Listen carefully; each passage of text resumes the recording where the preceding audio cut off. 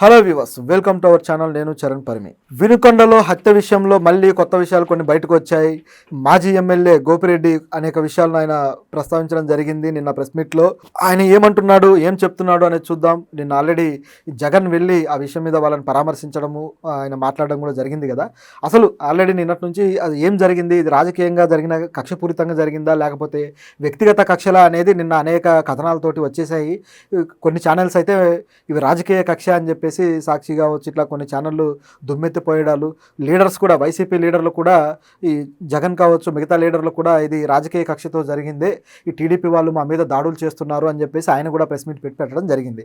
So ఇదంతా అయిన తర్వాత అసలు ఇది రాజకీయ కక్షకి సంబంధించిందే కాదు, ఇది కేవలం వ్యక్తిగత కక్షలకు సంబంధించింది అన్న విషయం కొన్ని మీడియా పత్రికలు కూడా చెప్పాయి. సో రెండు గమనిస్తే మనకు అనిపించేది కూడా ఏంటంటే ఇది వ్యక్తిగత కక్షలతో జరిగిందే, కాకపోతే రాజకీయపరమైన ఆ ప్రాబల్యాన్ని ఉపయోగించుకున్నారు చేయడం కోసం.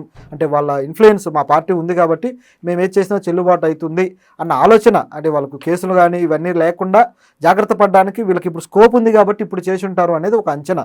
సో దీన్ని బట్టి చూస్తే ఇప్పుడు రషీద్ మీద వాళ్ళిద్దరు కూడా గతంలో ఒకే పార్టీలో ఉన్నారు, వైసీపీ పార్టీలో ఉన్నారు. తర్వాత వాళ్ళిద్దరు కూడా ఒక గ్యాంగ్స్టర్, నిజం చెప్పాలంటే ఒక పిఎస్ ఖాన్ అనే ఒక గ్యాంగ్స్టర్ దగ్గర వీళ్ళిద్దరూ అసిస్టెంట్లుగా చేస్తూ అలాగే వైసీపీలో కీలకంగా ఉంటూ వచ్చారు. తర్వాత ఇతను పార్టీ మారాడు అనుకోండి, జిలాని పార్టీ మారడం ఇదంతా జరిగింది. సో దీని తర్వాత వీళ్ళు ప్రతి ఏకాదశి రోజు కూడా వాళ్ళు ఒక పార్టీ చేసుకోవడం, ఈ పిఎస్ ఖాన్ వాళ్ళకి గ్రాండ్గా తన గ్యాంగ్ సభ్యులకి పార్టీ ఇవ్వడం అనేది అక్కడ వాళ్ళకున్న ఆనవాయితీ. సో అట్లా రెగ్యులర్గా పార్టీలు చేసుకుంటుండే వాళ్ళు. అలా గతంలో ఏకాదశి రోజు అలా పార్టీ జరిగినప్పుడు రషీద్ ఫ్రెండ్ని ఒక బీర్ బాటిల్ తోటి జిలాని కొట్టడం, సో అది పెద్ద ఇష్యూ అయిపోయి, కానీ వాళ్ళ బాస్ ఎవరైతే ఉన్నాడో ఖాన్, ఆయన మాత్రం రషీద్కే సపోర్ట్ చేయడంతో కాస్త జిలానికి హర్ట్ అయ్యాడు.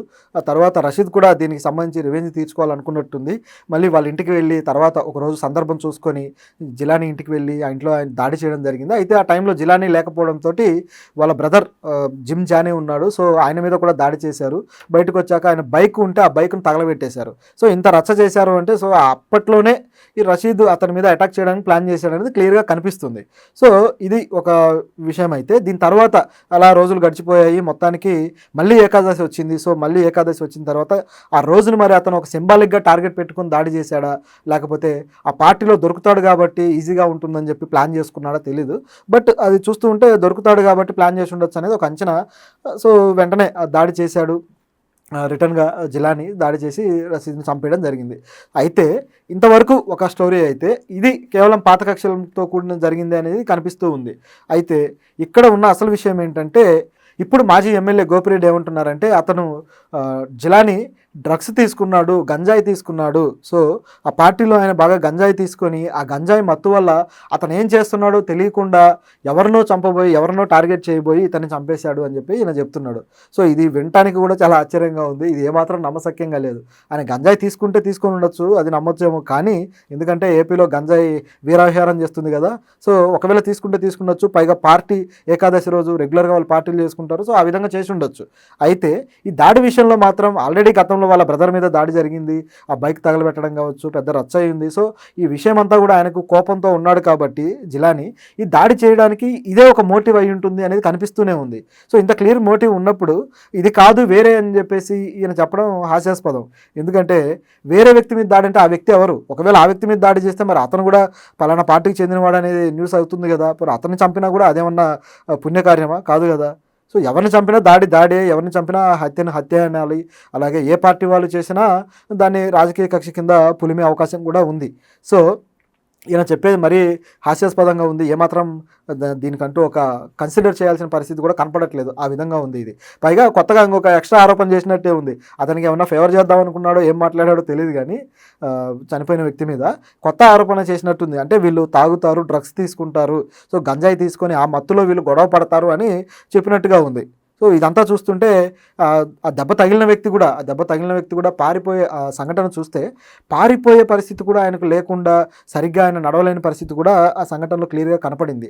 అంటే వాళ్ళు ఆ మత్తులో ఉన్న పరిస్థితి కావచ్చు, సో వీళ్ళ ఆ దాడి ఆ విధంగా చేసుకుంటూ రావడం కావచ్చు, ఇదంతా చూస్తుంటే వీళ్ళు ప్లాన్డ్గా, అంటే మామూలుగానే దాడులు అనగానే ఇలా ప్లాన్ చేసేసి ఆ డ్రగ్స్ తీసుకున్నప్పుడు లేక తాగి వాళ్ళు సోయి లేనప్పుడు దాడి చేస్తుంటారు కాబట్టి ఇది అలాంటి దాడిగానే కనబడుతూ వచ్చింది. సో ఈ ప్లాన్ ప్లాన్ అయితే ఆయనకు వర్కౌట్ అయ్యి ఉండొచ్చు, కానీ ఈ మాజీ ఎమ్మెల్యే చెప్పేది మాత్రం ఏమాత్రం నమ్మశక్యంగా లేదు. మరి ఇక పోలీసులు అయితే దీని మీద కేసు ఫైల్ చేయడం జరిగింది. సో ఇక్కడ గమనించాల్సిన విషయం ఏంటంటే మళ్ళీ రిటర్న్ దాడేమన్నా ఉంటుందా అని చెప్పేసి పోలీసులు కూడా ఆందోళన పడుతూ ఉన్నారు. ఆల్రెడీ డీజీపీ కూడా దీని మీద వ్యాఖ్యానించడం జరిగింది. ఇక ముఖ్యంగా ఈ వైసీపీ శ్రేణులను అయితే పోలీసులు కంట్రోల్ చేయడానికి చాలా ఇబ్బంది పడుతున్న పరిస్థితి ఉంది. ఎందుకంటే ఇప్పుడు జగన్ వచ్చేసి అక్కడ ప్రజలంతా గుమికూడి ప్రజలంతా మళ్ళీ రోడ్ల మీదకి వస్తారన్న భయంతో నిన్న 144 సెక్షన్ పెట్టి ఎవరిని రానివ్వకుండా కేవలం జగన్ ఆయన అనుచరులు ఎవరైతే ఉన్నారో వాళ్ళని మాత్రమే రానించి ఆయన వచ్చి వాళ్ళని పరామర్శించడం జరిగింది, ఆ కుటుంబాన్ని. సో పరామర్శించాక జగన్ కూడా కాస్త రెచ్చగొట్టే వ్యాఖ్యలే చేశారు.